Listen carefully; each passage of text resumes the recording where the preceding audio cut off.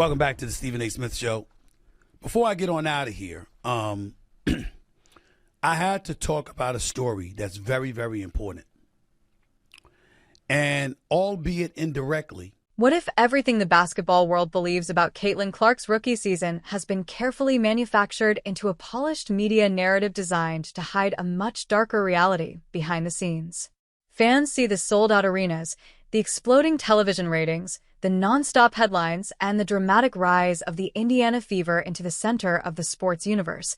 But according to growing speculation, the biggest story in the entire WNBA may not be happening on the court at all.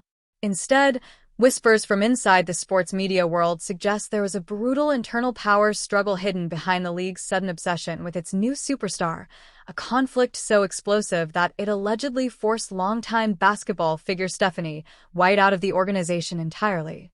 The rumors intensified after comments allegedly connected to Stephen A. Smith began circulating through industry circles, fueling claims that White's departure was not simply a routine coaching decision, but the result of overwhelming pressure from executives and league insiders desperate to protect the business empire forming around Clark's arrival.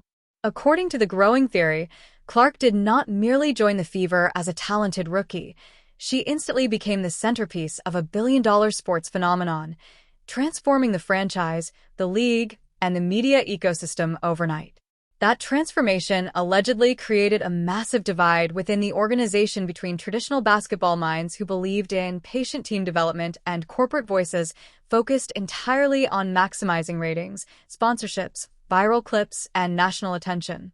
White, whose identity is deeply tied to Indiana basketball culture through her history as a Purdue legend and former Fever coach, reportedly represented the old-school philosophy that championships are built through chemistry, structure, defensive toughness, and balanced team play rather than celebrity-driven systems centered around one player. But the arrival of Clark changed everything instantly. The Fever suddenly became the most-watched team in women's basketball.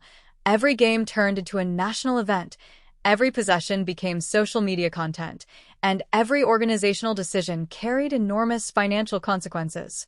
Reports and speculation now paint a picture of increasing tension behind closed doors as White allegedly pushed for a more balanced defensive system, while executives and marketing forces demanded a Caitlin Clark-centered spectacle every single night. The pressure reportedly became relentless, with internal disagreements over strategy, player roles, media messaging, and even how the team should respond to the increasingly physical treatment Clark received from opponents on the court. Some rumors claim White wanted stronger public support and protection for Clark from the league, while others suggest she believed the Fever needed to adopt a tougher identity themselves, responding physically and emotionally as a united team instead of maintaining a carefully managed corporate image. Either way, the alleged conflict represented something much larger than basketball strategy. It became a battle over the very soul of the franchise, a collision between authentic competitive culture and the commercial machine built around a generational superstar. As Clark's influence grew, speculation suggests veteran players felt pushed into secondary roles, long-term development plans were abandoned in favor of immediate media success, and basketball decisions increasingly became branding decisions. The organization, according to these rumors, no longer viewed itself simply as a team chasing championships, but as the center of a massive entertainment product powered by Clark's popularity. That environment allegedly left White isolated, frustrated, and unable to coach according to her principles. By the time reports of her departure surfaced, many insiders believed the relationship had already become unsalvageable. Supporters of the theory argue that White's resignation symbolized a larger shift happening across modern professional sports, where business priorities, television ratings, and superstar marketing campaigns increasingly overshadow traditional team-building values.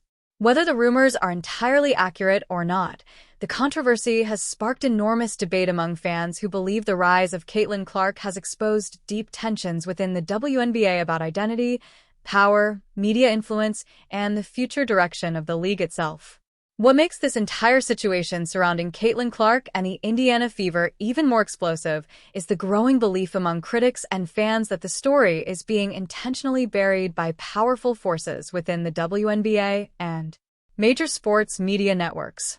Supporters of the theory argue that if a legendary basketball figure like Stephanie White was truly forced out because of internal conflict tied to Clark's arrival, then the scandal should dominate every sports headline in America. Instead, audiences mostly see polished highlight reels, emotional feature packages, and carefully controlled discussions celebrating the league's dramatic rise in popularity.